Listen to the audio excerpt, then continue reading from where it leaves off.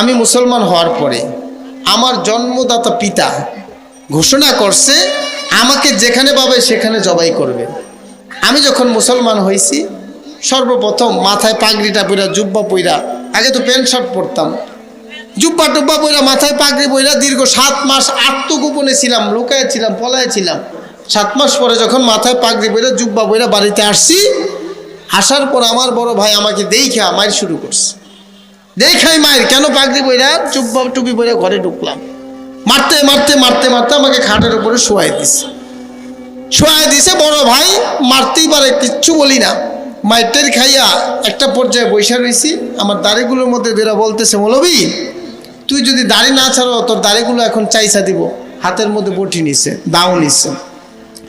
তখন আমি বললাম, ভাইজান আমাকে আপনি মারছেন, আমি কোনো প্রতিবাদ করি নাই, কিন্তু যদি আমার দাড়ির উপরে একটা আঘাত করেন আমি বাঁচবো না মরবো জানি না, কিন্তু আপনি কিন্তু বড় ভাই হিসেবে যে সম্মানটা পাইছেন ওই সম্মানটা আর পাইবেন না।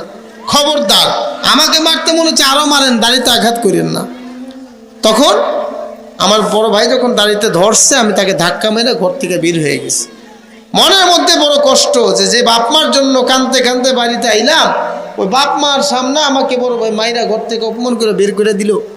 মনের কষ্টে তখন মন চাইছে চাকার নিচে জীবনটা দিয়ে দিই, কিন্তু দেই নাই। কেন জানেন? আত্মহত্যা মহাপাপ একটা কথা আছে না?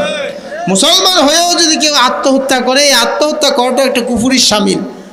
এখন মুসলমান হয়েছি যদি আবার জাহান্নামেই যাইতে হয় তো মুসলমান হয়ে লাভ কি? এই চিন্তা করে ওই দিন আত্মহত্যা করি নাই। যদি আত্মহত্যা জায়েজ থাকতো তখন আত্মহত্যা করে দুনিয়া থেকে চলে যেতাম।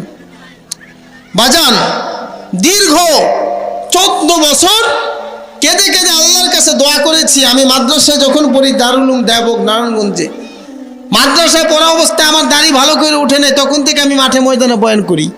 বিভিন্ন ডিস্ট্রিক্টে যাইতাম আর মানুষের কাছে দোয়া চাইতাম, বলতাম আপনারা এখানে যারা আছেন আমার বাপমার জন্য দোয়া করেন। কার দোয়া আল্লাহ কবুল করছে জানি না বাবা।